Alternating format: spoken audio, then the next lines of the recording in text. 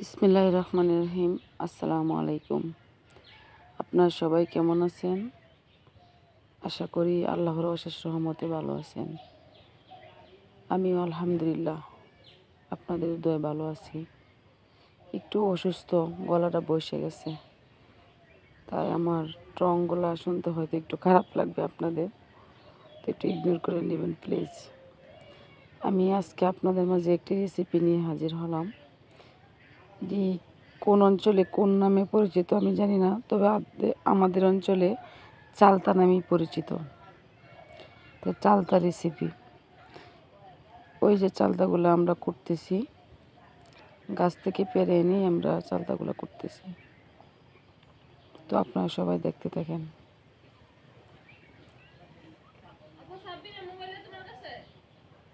যে যেখান থেকেই দেখতেছেন আশা করি ভালো লাগবে। ওই যে চালতাগুলো কেটে এখন সিদ্ধ করার জন্য বসিয়ে দিয়েছি। এই যে ভাপ দিচ্ছি।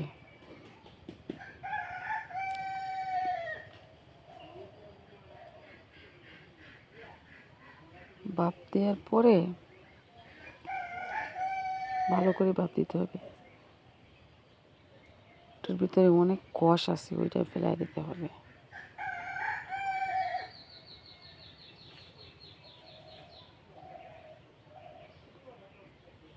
ভাপ দেওয়া শেষ। এখন দেওয়ার পর এই যে হাঁড়িতে তৈল আর পেঁয়াজ দেওয়া হলো। পেঁয়াজ দিয়ে একটু নাড়াচাড়া করতেছি।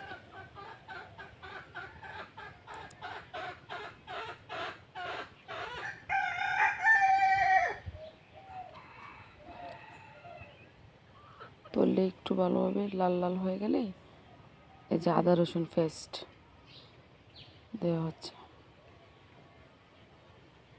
আদা রসুন পেস্ট দিচ্ছি। ওইটাই ভালো করে লাল লাল করে ভাজা হবে।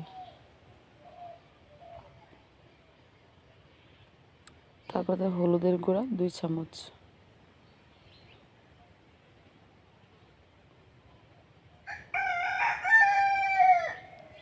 ধনিয়ার গুঁড়া 2 চামচ,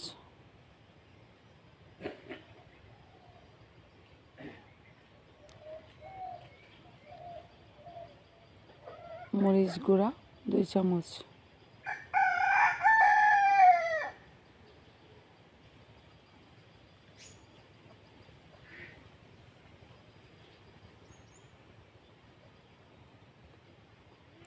সব উপকরণগুলো লবণ স্বাদ মতো।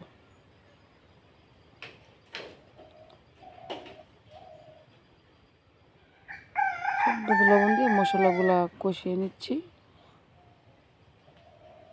সব উপকরণ একসাথে কষানো হচ্ছে। উপকরণগুলো একসাথে কষিয়ে নিয়ে তারপর দিচ্ছি মাছ।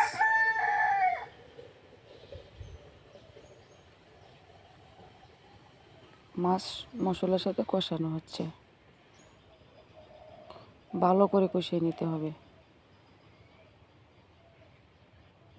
তারপরে দিলাম চালতাগুলা। ওই যে চালতাগুলো দেওয়া হলো, এই মাছের সাথে একসাথে চালতাগুলো কষানো হবে।